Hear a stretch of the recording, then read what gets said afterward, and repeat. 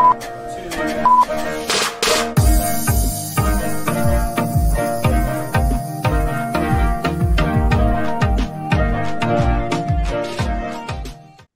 and welcome back to Reactivity TV. I'm Amy Albero and I'm a licensed therapist. I am Chris. I'm not a licensed therapist, but somebody has to talk about this show because I am positive that you fell asleep while watching this episode, and you would much rather get a quick recap from us than have to rewatch this extraordinarily boring episode. So we're here to do that for you. Tell me that that is not an accurate portrayal of this. That's really going to make the people want to continue to watch us I tonight. mean, 2.5 seasons I have been a member of Bachelor Nation, and this is without question the most boring episode of the 2.5 seasons. You know what's really frustrating for me right now is that obviously we're recording virtually. You're traveling, and oftentimes when one of us is traveling, we will have a virtual date night. And virtual date night, it could be any number of things, but usually, it's a FaceTime couple of hours together. And this week we decided that we were going to watch season 6, episode 1 of the what is that called? Love is Blind show. And I'm new to that show, first time watching it. And let me tell you, that is a production and editing masterpiece. To the point where I kind of want to just call an audible and recap that show because at least we'll have something to talk about, something interesting to talk about. Well, hold that thought. Before we get into today's episode, please don't forget to hit that like button at the bottom of this video and please subscribe to our channel. Our goal by the end of this season is to get to 1,000 subscribers. Y'all, we are making really, really great progress. Keep doing your part to help getting us there. Share this with a friend. If you've already subscribed, that's a great way to help us get to our goal. Yeah, and also please make sure that you hit that bell icon so that you're alerted anytime we post new content to the channel. We're both getting very far ahead of ourselves. Let's just, tell them what we're talking about today, besides the most boring episode ever, as you just referred to it. We are giving our reactions and opinions to season 28, episode 7, Joey's season of The Bachelor. They are down to 6 women. They are in Jasper, Canada, which looks beautiful, by the way. And while Chris is not bearing the lead at all, there wasn't a lot of surprises to happen in this episode, but please unload any other initial thoughts and opinions you have. I could see you chomping at the bit, just like wanting to bitch some more. So let's go. I want to say thank God for Maria because she gave us something, but even her contrived political play that backfires wasn't all that interesting because it was just, kind of set up, and it was so contrived, and it was such a colossal misplay from what has become kind of a favorite, at least within the Revive circles and within our comment section. A lot of people really like Maria, and even that, it wasn't like a few episodes ago, Leia stepped in and was going to be our new antagonist and was going to create a little bit of drama, and that brought some interesting aspects to an episode that otherwise would have been pretty devoid. Maria sort of filled in that same gap in this episode, but it was far less interesting on pretty much every level. And all it really did was make me frustrated because it's the first real major misplay that she has had in this show, in my opinion, with Joey specifically. I got a lot of thoughts on this. We can get into it as the show goes on, but that's my starting off point with this episode. What are your thoughts? Yeah, no, I had the same thought. Like, Maria is the MVP for giving us any content of interest this season. So I really appreciate what she has contributed to our lives here at Reactivity TV. But it was a frustrating watch. But I of course have some opinions to share when we get there. But let's kind of go through the episode chronologically. And obviously the majority of what we'll be talking about today is that Maria Joey exchange. So this episode had the 2 one-on-one dates and the group date, which has been a pretty standard format for this season. It feels like we ended up with a one-on-one date with Daisy and a one-on-one date with Kelsey A. Now, the thing to remember here is that we feel strongly that these are the two front runners along with Maria, right? I think we're all in agreement there. So I think it was quite telling that these are the two that got the one-on-one dates. And as a guy, it sort of lends credence and credibility to my thesis all along that he already knows who he's going to be Hmm. picking. Hmm. And at this point, he's just going through the motions because we already know he has connections with those two, plus Maria. If he was really interested in evolving his other connections and seeing if other people were going to potentially be a good fit for him, those are not the two that I would be using my one-on-one dates on. So this sort of indicates to me that these are probably the final two, Mm. is what I'm predicting from here. Yeah. Um, Now we have 6 women left. We are going to hometowns at the end of this. So really, in my mind, the 4 people on the group date, which are Jen, Maria, Kelsey T, and Rachel, really those 4 are vying for the 2 remaining Hmm. spots for hometowns Hmm. effectively. Hmm. There's a theme of this episode, and it's repeated throughout, like by Joey and by the women. And that theme is having enough confidence in the relationship in order to move it to meeting the families. So this week is sort of a feeling out period to see if that confidence level is there. And I think a really important thing for us to discuss before we get into the episode itself is the meaning of meeting the parents, meeting the families. What is your view on that as a guy? I just don't think guys as a whole care anywhere near as much as women do. Mm, Um, that being said, it is meaningful, right? You are ultimately going to be meeting somebody's parents. You're going to get a feel for who they are, where they grew up, some information about culturally, and not just like ethnically culturally, but also just like the internal familial culture that they have. And yeah. you say all the time, show me who your friends are and I'll show you who you are. And I oftentimes say, yeah, well, show me who your parents are and I can tell a lot about where you're Hmm. going and how successful you're going to be. And this really gives Joey an opportunity to see that Hmm. firsthand. So it is Yeah. tremendously valuable.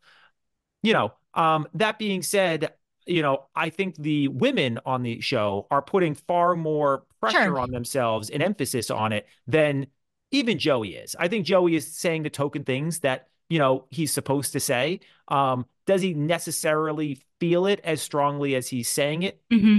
I don't know. I would not be surprised if it turns out that he's just sort of saying what he's supposed to be saying and has already kind of made his mind up regardless of as long as there's not any major bombs that get dropped in the family thing. Yeah. Yeah. Listen, I think, like you're saying, everyone is going to have a different weighting of the priority level of meeting the family. And we see different women on this show, on this episode, kind of we get insight into their thought process a little bit. Like Daisy had said, I don't need my family's approval in order to kind of move forward with Joey, but I do need to see if he could fit. And I think, other women, not necessarily on this season, but other women in the past have said, like, if my parents aren't into this, then like I don't think it's going to work out. So I think that's something that's really relevant to be thinking about when meeting families is what is it that you're hoping to learn more about. And one thing you referenced Love is Blind, one question that I loved that got asked in the pods was, tell me about Thanksgiving and Christmas. Like tell me like about the holidays. What does that look like? And I loved that question so much because it gives so much information about family, about any traditions, about values. You get a glimpse into what your life would be, and maybe if your goal is to build a family, like what your future family would look like. And I think for hometowns on The Bachelor, that's a similar idea of like, this would give me a bit of a window into what our future would be like. With this particular person. And we've heard leads in the past say, like, I could imagine my life with this person. And I could also imagine my life with that person, but they'd be such drastically different lives. And essentially, like, which life do I want? Like, which resonates with me more? And so I think that's also going to be really interesting to think about next week. Okay, so let's transition over and get into the first one-on-one date with Daisy. This was a pretty classic date to the point where Daisy even predicted what they were doing. That's how, Bachelor, traditional this one was. They went horseback riding. along a, real beautiful scenic kind of river coast thing, pond coast, whatever it was beautiful. Jasper itself is actually, it looks so serene, so gorgeous. Definitely the type of place that you would, if you're into the wilderness outdoorsy type thing, seems like a place that you want to go and hang out for a little bit. And that horseback riding ultimately leads to the hot tub. And this is the first hot tub that we've seen this season. Is that correct? This is a classic Bachelor situation where they cart out this random wooden hot tub and place it in the middle of nowhere. So I was happy to see it. I feel like it's been a while. So I loved that about this date. I mean, far more picturesque location than it was for Gary and Leslie. They were in the It's middle like of in the like middle a of the parking desert. lot or Yeah, it was like something. weird where they were at. Yeah, yeah, exactly. So, yeah, the thing about this that I really loved, and we all know I've got Daisy in my pool. I'm a big fan. I think Daisy's winning this thing. I've been calling it for pretty much from the very beginning. But with Daisy, she was very adamant in her face to cameras talking about how she needs to tell him that she does not love him. And this was a pretty forceful thing. And I was kind of like, you're coming in hot. Why the need so strongly? I understand the sentiment. It is, hey, I'm not just going to say what you want me to say or what production is telling me to say.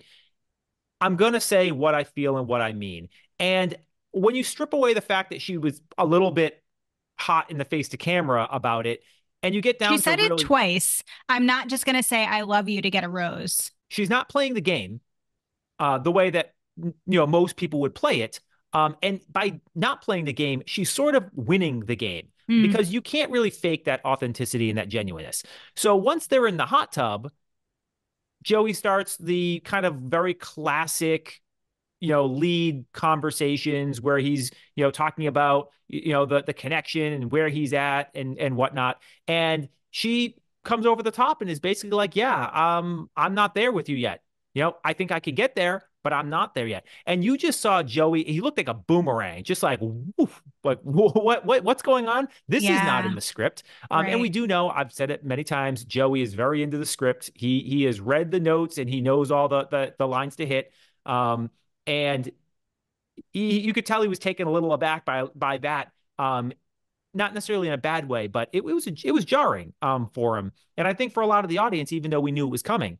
And yeah, and I thought she recovers a wrong word, but sort of followed up on that fairly well, explaining her position.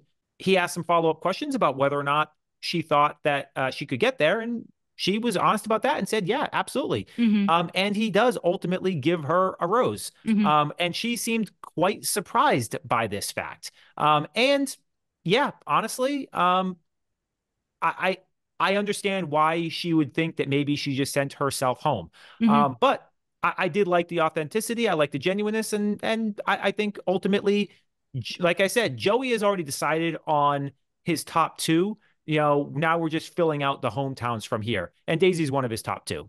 So, your thoughts? Yeah. I mean, I think his top three was solidified. I think the intention was to give Maria the group date rose. But the thing that was going through my head, especially during that dinner portion, was that wow, like they're in a little bit of a catch 22 here because Joey is saying, I need to know someone, I need to feel confident that someone is confident in me and in us in order for me to meet their family. And Daisy is saying, I can't get confident in you or in us until I see you with my family. And I was just like, oh gosh, like who's gonna kind of bend here? And ultimately, obviously, it was Joey that was like, no, I want to meet your family. Like I want to further our connection. And I think Daisy was also, given what she has gone through in terms of the trauma that she's experienced as it relates to her health, I could understand how she's feeling a little bit tentative and hesitant around making a lifelong commitment to someone. And she used those words that are typical in vows, in sickness and in health, and feeling like that is a big promise to make someone, particularly with someone whose health has been compromised recently, and are you going to stick by me? And I think that it makes sense that she'd want like some, not feedback or input, but just want to actually see, outstripped away as much as possible from fantasy land of the Bachelor, could this person really fit into what might be some of the messiness and reality of my life? You know what, though? I was thinking a lot about their connection as it compares to his connection with Maria and his connection with Kelsey A. And they're both right that they haven't spent that much time together and that their connection really has dwindled since the first date. And so I did go into this week feeling a little bit nervous about that. And they have lost traction. They have lost time in a sense. And I know that Daisy and Joey have had pockets of moments along the way, but they are kind of far behind in a sense. You're saying Daisy and Joey are far behind Yeah. relative to Kelsey A and Maria. And Maria. Yeah. I can see how you might think that Daisy has lost ground. I don't think that she necessarily has as much as you may think. I just think that their connection was very strong, and she is the type of woman that I would want to bring home to my mother. And of all the women on the show, she seems like the one that my mother would pick. And for a guy like Joey, I think that weighs pretty heavily. And she's also been fun in the moment, similar to Jen. In moments where they have time together, she always makes an impression. The foot rub thing and things like that. She always makes sure that she stands out in some way and catches his attention in these small moments. So I don't think that she's lost ground as much as you might think. That being said, you're assuming your mom would approve of anyone you brought home, but that is true. We know that she would not. She approves of all of my ex-girlfriends after we broke up, though. And think about it. When you divorce me, my mom will like you. Sorry, I interrupted you. That's all right. Yeah, no. At the end of the day, I think that she's done a lot of little things that have kept her strong and front of mind. Whereas Kelsey A, I think, is strong because they've had a lot more frequent time together in the more recent past. I just want to take a quick pause to tell you that Revive is hiring. In our Miami and Pittsburgh offices, we have full and part-time W-2 and 1099 clinician positions available, and this includes both postgraduate and associate level licenses, in addition to fully licensed clinicians. In our Connecticut offices, we have full-time, fully licensed W-2 clinician positions available, including clinical supervisor opportunities. If you are interested in working for a company that values community, work-life balance, and your personal and professional growth, then we want to meet you. Find a link to our website in our bio. Let's move on over to the group date where the drama kind of centers. So this group date was so disappointing on so many levels. First, I actually really liked the activity. They were basically learning to be lumberjacks and doing a whole lumberjack competition. Lumberjills. Lumberjills, yep. I don't know if you've ever seen a lumberjack competition, but they are fun as hell to watch. They are so interesting. I've just been randomly coasting through channels late at night at times, and you just stumble upon them, and they are the most fascinating, fun things to watch ever. And so it's very random of you.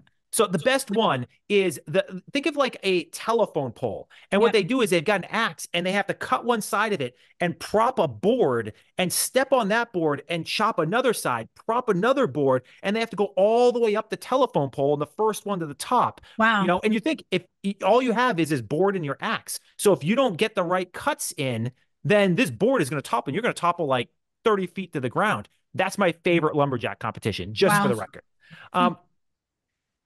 But the thing is that you've got a bunch of women that are 100 pounds soaking wet trying to move giant logs.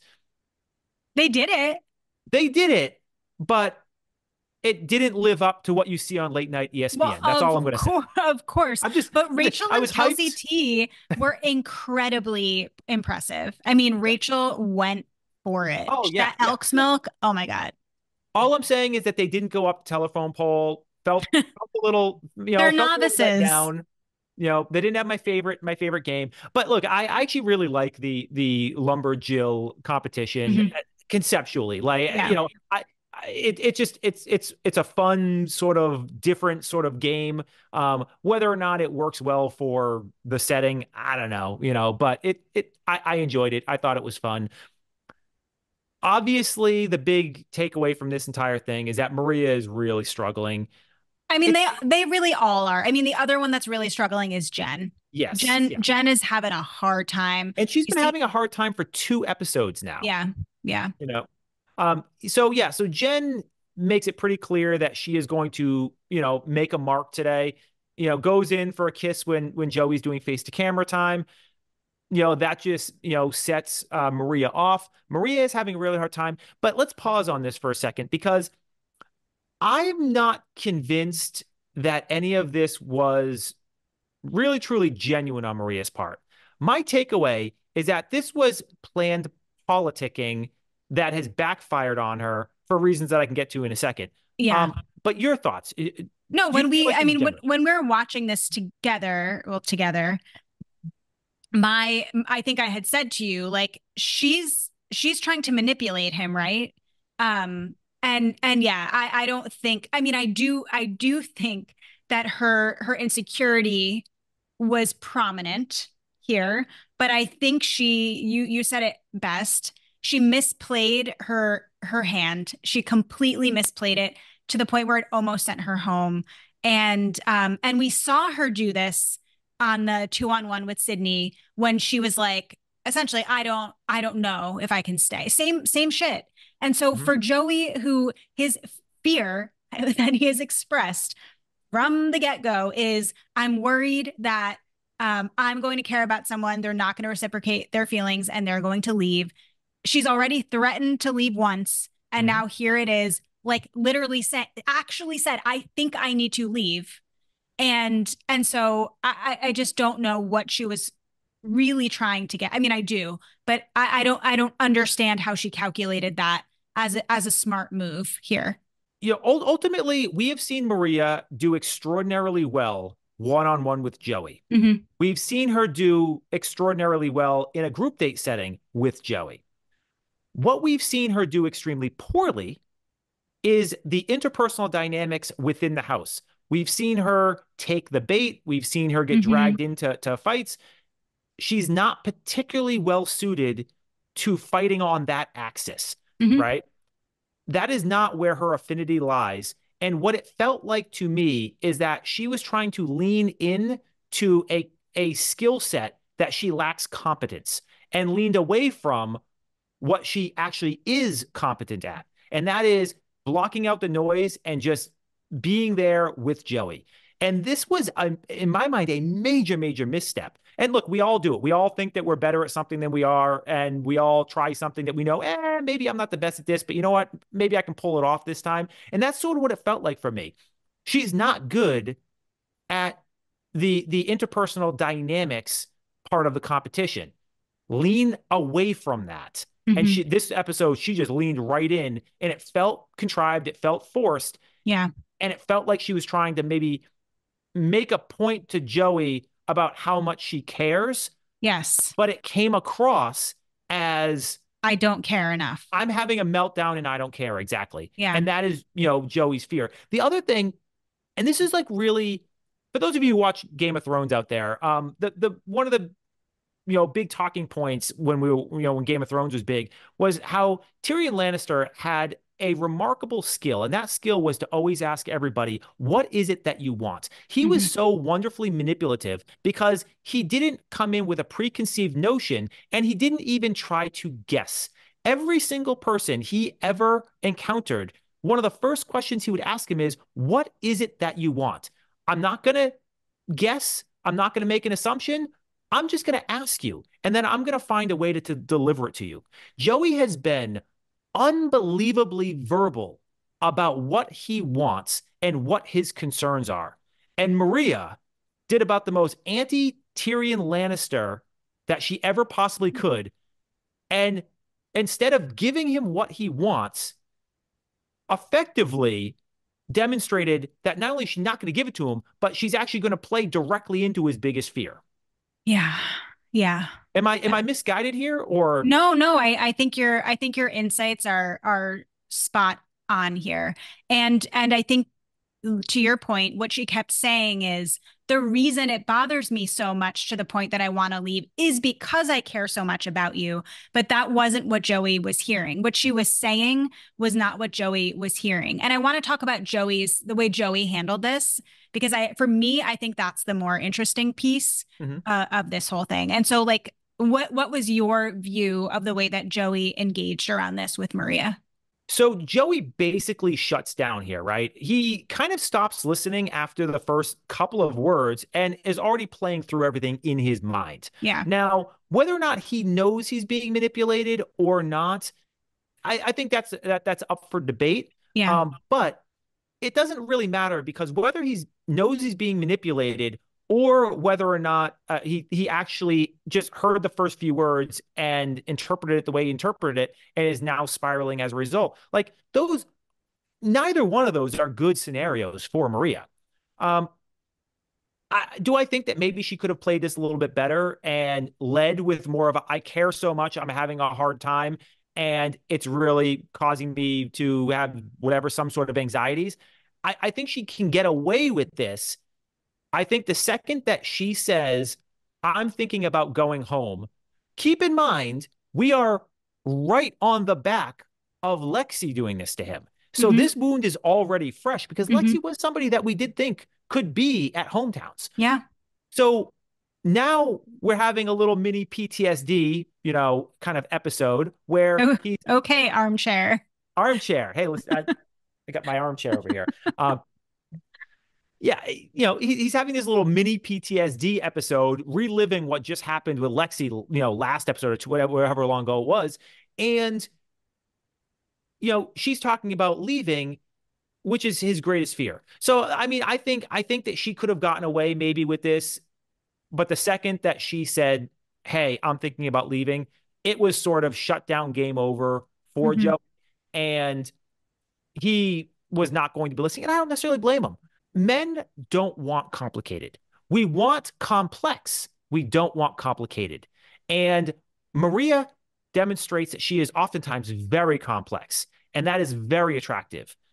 This episode, she wasn't complex, she was complicated. And that is usually for most men a big turnoff. And that's what you saw with Joey. We saw him shift entirely, and now he's debating, is what I'm seeing, is this what I'm going to be in for? A vacillation of opinions. And she's already demonstrated that she'll go back and forth, and I can never quite put my finger on where she is. And that's been enticing. Oh, but Yeah. wait a second. Has she just been on her best behavior? And now, 2, 3 years from now, is this going to be not just about where we're going for dinner and what she's going to wear? Is it going to be, is she going to stay? Right. And Well, that was always a line that Maria had to finally draw. mhm. And she just sort of like fell right over that line this episode.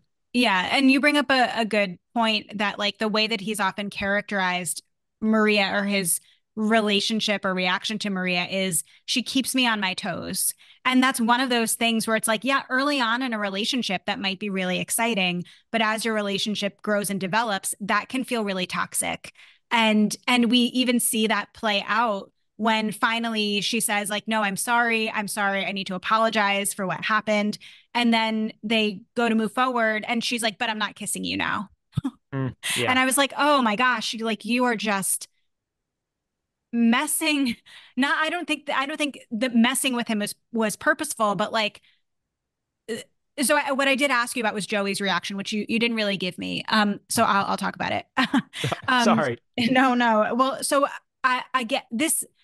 I can't help but praise Joey yet again in this episode. Joey was so clear and so direct with her, and also very kind. And when you are triggered and activated, which he was, that's a really hard balance to strike. But things that Joey did that I liked, he said to her off the jump that you continue to discredit what we have. And I thought that was just a really good reminder. They just had a 2-on-1, which was essentially a date with he and Maria, where Sydney was ancillary. Then immediately following that, they had a 1-on-1 where they spent the whole day together. And now here they are. Like, And so it would be frustrating to me if I were in Joey's position to feel like, how much more reassurance do you need, or what is it that you are not seeing or feeling? And I think that's what Joey was also saying. Like, I feel really good about what we are, and implying essentially like, but clearly you don't if you have these insecurities. So I liked that he also just came flat out and said, "So are you leaving?" Mhm. And it forced her to call her bluff. Basically, he called her bluff and was like, "All right, if you want to leave, go," essentially. And I also appreciated that too, because it was a way that he was going to stand firm.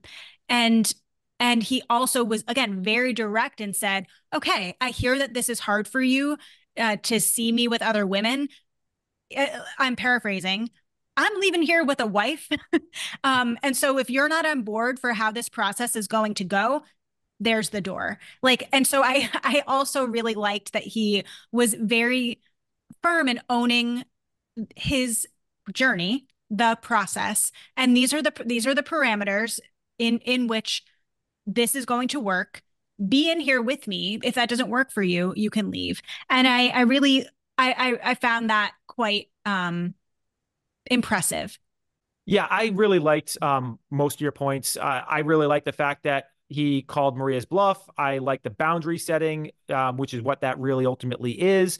I love the fact that, he sort of took the time to be very specific in asking her Mm-hmm. questions back Mm-hmm. and identifying what was bothering him.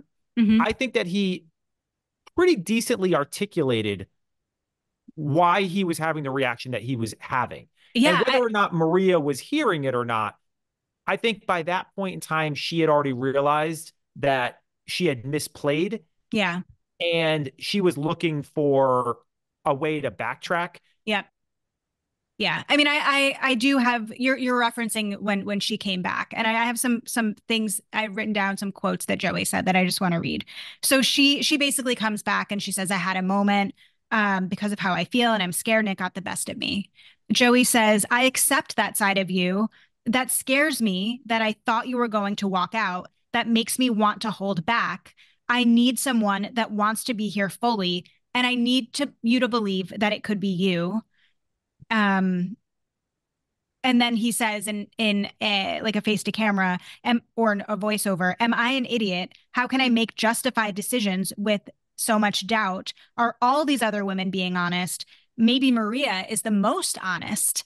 And which ultimately causes him to not give a rose. But I wanted to highlight those quotes, as well as what you described earlier in terms of him shutting down, because it's a really good example of an attachment style being activated, and or rather an attachment system being activated. And so I have a little pop quiz for you.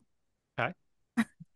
Back when we were doing the reactivity TV for Gary's season, Golden Bachelor, we did attachment style overview for Mm-hmm. that season and Bachelor in Paradise. And well, first, do you remember how many attachment styles there are? There was secure, there was anxious, there was um, avoidant, and then there was the last one that got created that was sort of like the dump everybody else that doesn't fit into those three. And Mm-hmm. that was It's how you uh might refer to me and my the beautiful, way disorganized. disorganized. Oh yeah, yeah. You're not messy, you're disorganized. Yeah. So yeah, okay. So gold star for part A of the quiz. So which attachment system did you see getting activated for Joey? Do you think it was secure, anxious, avoidant, disorganized? Well, he's not secure, that's for certain. Yeah, correct. Um, I so disorganized, no. I'm gonna go with no there. So we're down to avoidant or anxious. Mhm. So I'm leaning towards, and the one thing I remember from this conversation that we had back in that episode is that the names of them are not directly correlated to how you might interpret them. Hmm. So just because somebody is anxious does not mean that they're an anxious attachment style. The Hmm. names are sort of like a little bit of a red herring to them. But, Yeah. you know, um, I don't think Joey is avoidance. Hmm. I think Joey, um, I'm going to lean towards anxious. Hmm. And the reason for that is because, I mean, yes, he is actually quite anxious. We see the anxiety in him, but um, he is not afraid to ask questions, to try things, to have experiences with individuals. Hmm. When there's conflict, he is not afraid to have a conversation. Hmm. He doesn't go and disappear. So I just don't. It doesn't feel avoidant to me. Hmm. Hmm. How'd Yeah, I and do? he desperately wants a connection and he's good at it. Like, so yeah, I agree with you that and that's it, it's a little bit of a trick question because I think as you said that the names are a misnomer where we see him shut down when he perceives rejection and so you might think oh that's avoidant but no that leaves anxious attachment I assume as your guess and that's how I would characterize not I don't know again we're not assessing here but just based on what Joey has shared and the information that was presented to us in this episode, that's a really good example of an anxious attachment system getting activated, where he was so flooded with this information of that was so contradictory to how he was feeling, and kind of triggered to a sense that his fear was getting played out in front of him, that it caused him to shut down, to essentially flee, kind of having that fear response of fight, flight, or freeze. And so he flew the coop here emotionally and really shut down. We saw his eyes kind of just glaze over. His face got red and hot. And so he was definitely getting activated, that anxious attachment system getting activated there. You did good. You got Yeah. an A+. Oh, very nice. I need all those I can get. We end up at the point where Joey has to give a rose now. Kind of the issue that I saw is that nobody did the things that normally get a rose, right? Have said all the time, these group date roses are nonsense because Joey just gives them to the person who trauma dumps the hardest. And nobody really managed that in this episode. And I think his default in that situation is sort of to give it to Maria. And this Maria was just this was Maria's rose to lose. it was really her rose to lose. Yeah. And we've said before, Kelsey T, don't think she's got the legs to go much further. And sort of Jen, maybe a little bit friend zoned. We saw the anxiety. She's feeling that the connection's not as strong as the others. And we know that Rachel, he likes Rachel, but he's got no actual sparking connection with her. So like it's Maria. It's her rose to lose. And she literally managed to lose it. And it's like almost amazing that she did that. And so he ends up not giving a rose. And this is important because he's only got two roses to give. Because spoiler, we all know Kelsey A was getting a rose on her date, right? That was not a mystery. So yeah, it was her rose to lose, and she lost it. And we all kind of understand why. You cannot reward that type of behavior. The problem would have been, even if he still knew that he was giving her the rose, you cannot reward that behavior. So So we go on to the Kelsey A date. Third one of the season where we've got a explore a city. So clearly production is listening to us and understands what our opinions of a strong date are. They hang out in Jasper. I gotta be honest, it's a beautiful scenic place. Seems far less interesting to explore than Malta and Toronto. Toronto, was it? Yeah.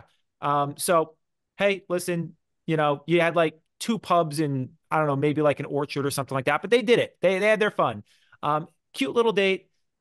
They did a polar Ultimately, plunge. they did the polar plunge, which looks miserable. But I do hear that it's supposed to be good for your body or something. I'm not doing that. I was born and raised in the Northeast, never jumped into freezing water, not gonna do it. Just they shot a little pool. It was a cute little date. They made Um, out in a sauna. Made out in a sauna. I, the problem I had with this date was we've now seen this date twice before. Even though I like the date, it was not interesting. It was pretty boring. Everything just went exactly how we expected. And it just kind of felt like 15 minutes of a show where I was just waiting to get to the rose ceremony, or the cocktail party, really, because there was no suspense, there was no drama, and there wasn't really anything that interesting happening. Mm-hmm. Am I being too harsh here? No, I mean, this was a this was in some ways like a time filler. Like it wasn't bad. It was like it was a great date, but it was just like kind of boring because there was no drama and they both like each other and you know. So yeah, it was just fine. I think the dinner portion of the date was definitely more poignant, more meaningful, and learning more about Kelsey and her relationship with her father, and learning more about her family, and again, aftermath of loss and that's impact on a family. So I appreciated hearing Kelsey talk about that. And one thing that Joey does say about Kelsey is that she's like really mature, and she had and like while she is 25, she has had some significant life experience that has helped to mature her. And so while I might be more critical of a person in their early to mid 20s in terms of like readiness and things and maturity, I don't see that with Kelsey A. I see her as someone that's quite mature given what she has experienced.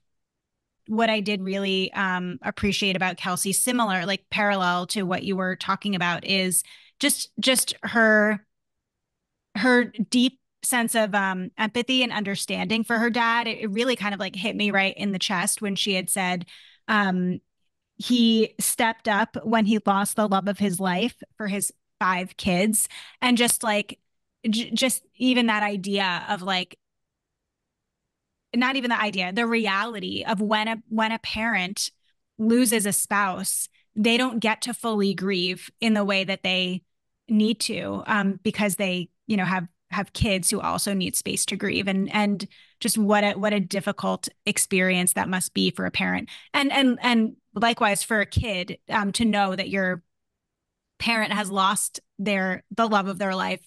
And sometimes kids can hold back their grief because they're worried about putting more on a parent. So I don't quite know the age range of all the siblings, and so I'm just so curious about like what that grief cycle looked like for that family. But anyway, I think that Kelsey was able to just demonstrate her appreciation, her insight, her empathy for her dad, the value of family, the value of stepping up, the value of parenting. Like we learned a lot about her values, I guess, is essentially what I'm saying.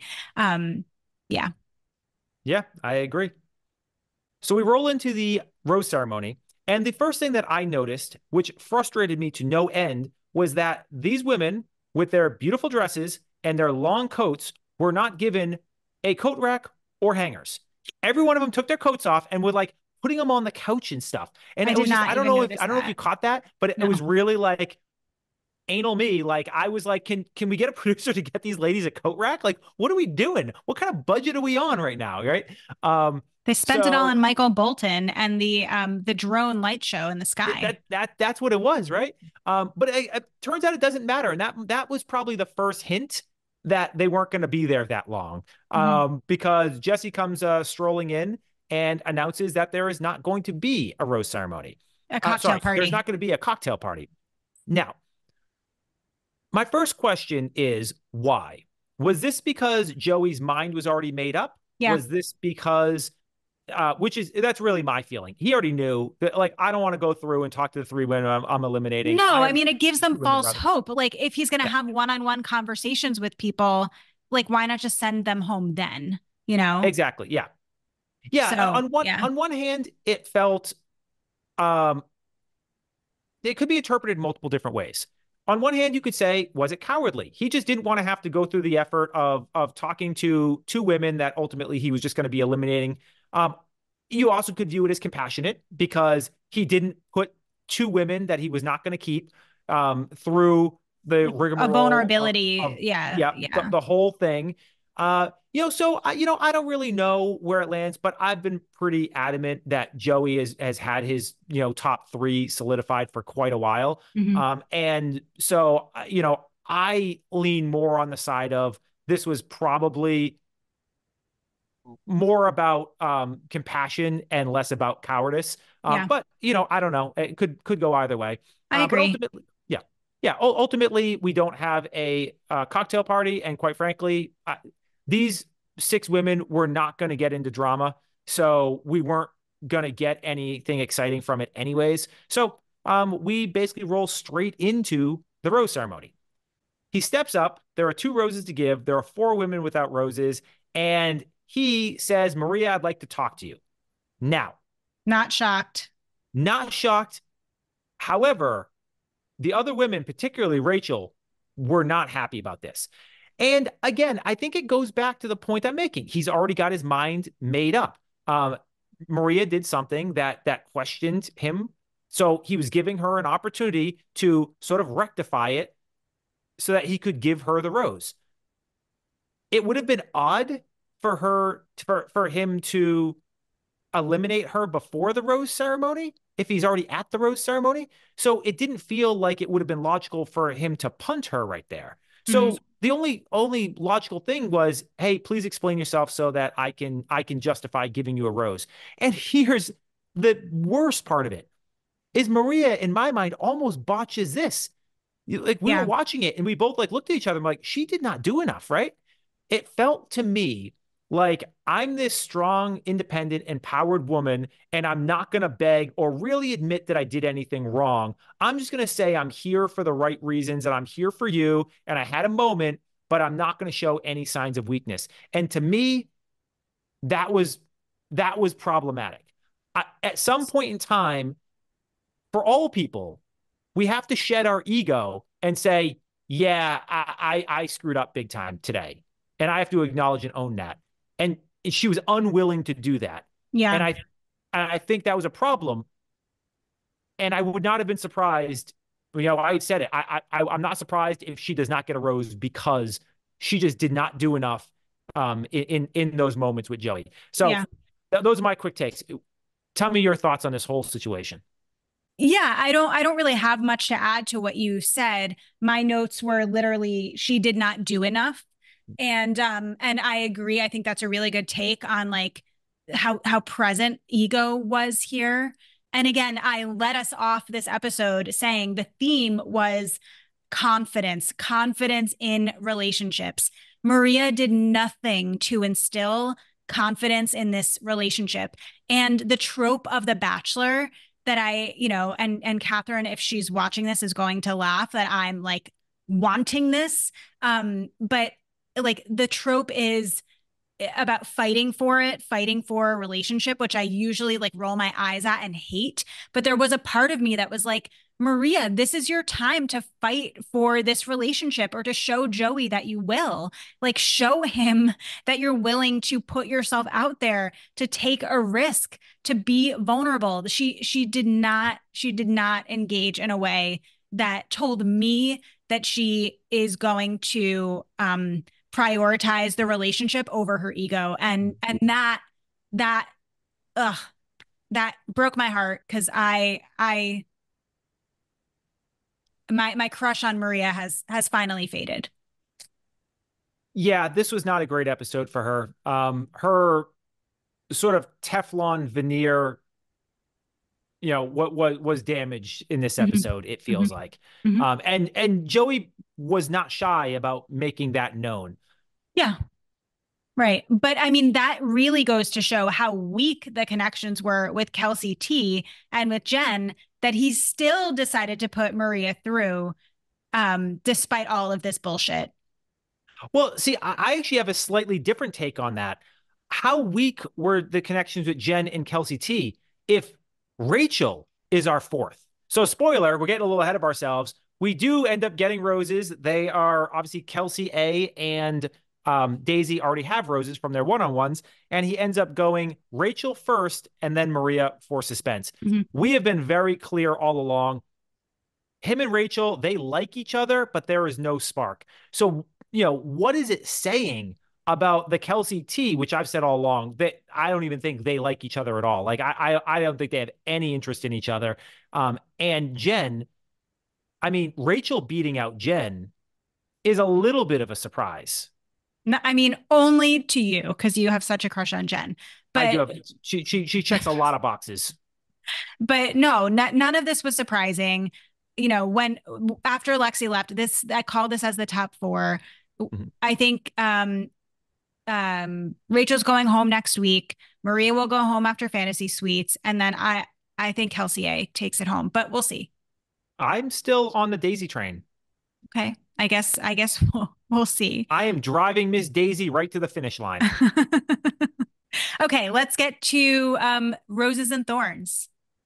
You asked about my rose this week. Love it. My thorn this week. I hated to see that. My rose this week actually goes to you because at the beginning of this episode, you said, I've only been a member of Bachelor Nation for 2 seasons and then, continued on to whatever you were going to say. But that was the first time that you left the out of Bachelor Nation. So you're finally inducted officially. It is no longer the Bachelor Nation. Thankfully, you are officially a member of Bachelor Nation now that you've dropped the. So my rose goes to you.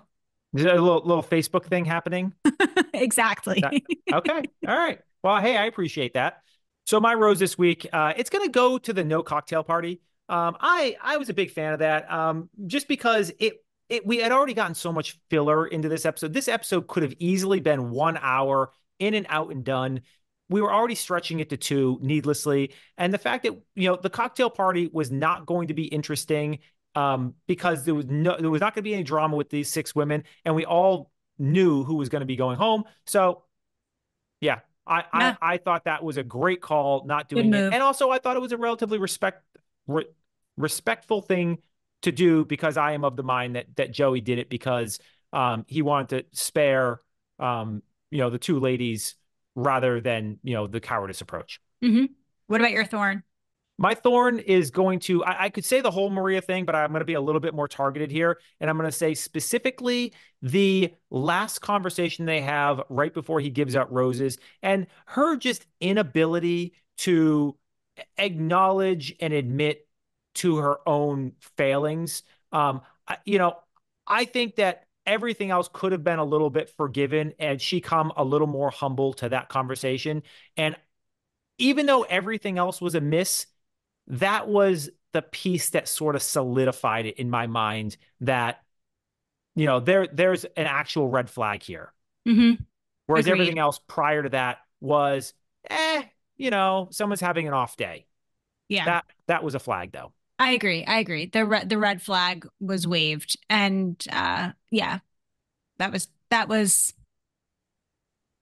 It's one of those things. I was just talking about it with a client of mine, where it's like all the signs were there from the beginning, and you rationalize it, and you might like it a little bit, and then when it's staring you in the face, you're like, damn it, this was here the whole time. And Mm-hmm. that's kind of like what it felt like. Yep. Okay, 2 thorns. Mm-hmm. One, this fucking couch that I'm recording this episode on. I'm so sorry if you've watched me adjust myself 1,000 times tonight. I'm deeply uncomfortable. And I also apologize to you, Chris, who's editing this podcast, who I probably made this quite difficult for you. So I'm sorry. I'm very uncomfortable.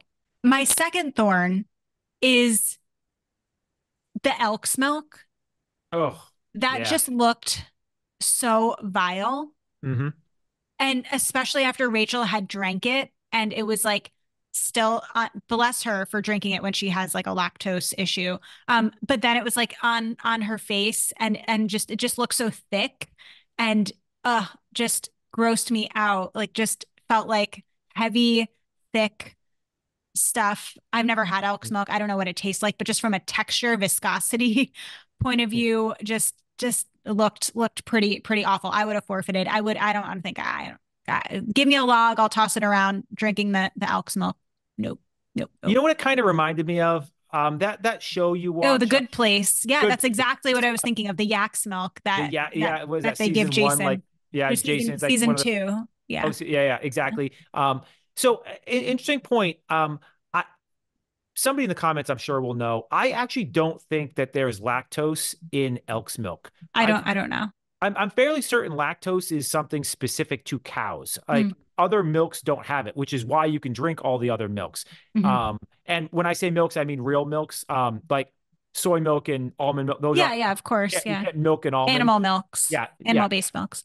yeah, exactly. So I'm actually fairly certain that there is not actually lactose in anything other than cow milk. I But don't know. maybe I'm wrong. If I'm wrong, let me know. But I feel like I've heard that before. Yeah. Okay. But I So agree. It was disgusting. it was gross. It was so Yeah. gross. All right. I think that was a good episode. Certainly better than the episode we had to watch. Before we get out of here, I'm going to go ahead and update us all on the Survivor Game standings.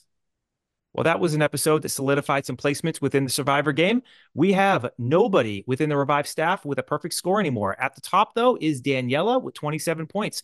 We have a three-way tie at second place, myself, Amy, and Emma. Among the viewers, though, we have two people with perfect scores. I'm Scannon and Math Pi Hanan, I believe is how you say that. Both of them with 28 points right now. And we also have a three-way tie in second place among the viewers.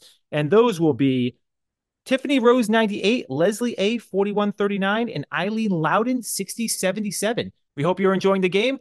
We are into hometowns, and the four remaining contestants are Daisy, Kelsey A, Maria, and Rachel. I know I've got my favorites. I think I know who's going and taking this thing home, but we shall see. Stay tuned. Hope you enjoyed the episode and hope you enjoyed our podcast. Thank you so much for being here. We will be back next week with another episode of Reactivity TV, where we will be talking all about hometowns, episode 8 of season 28 of The Bachelor. If you want a little bit more of a fix from us at Revive, we have a whole other podcast called Wishing You Well, where we help you navigate your wellness journey each and every week, because wellness can be really complicated. We had a fantastic guest on this week, Royce Cook, who, speaking of roses and thorns, she has created an incredible way to engage with journaling called the Rose, Bud, and Thorn method, which is honestly mind-blowing. Great episode. She was so incredibly inspiring. You can check that out also on our YouTube channel, as well as where you get your podcast, Apple Podcasts, Spotify. So definitely give that a listen if you are interested in journaling and just improving your well-being. If you want to check us out on Instagram and follow along with us over there, you can check out our Instagram feed at Reactivity TV. You can follow me on Instagram at Amy Albero LCSW. Check out our website, revivecfw.com. And all right, I think we're done. I think we're ready to go. Okay, we will see you next week. Take care, everybody. Bye. See ya.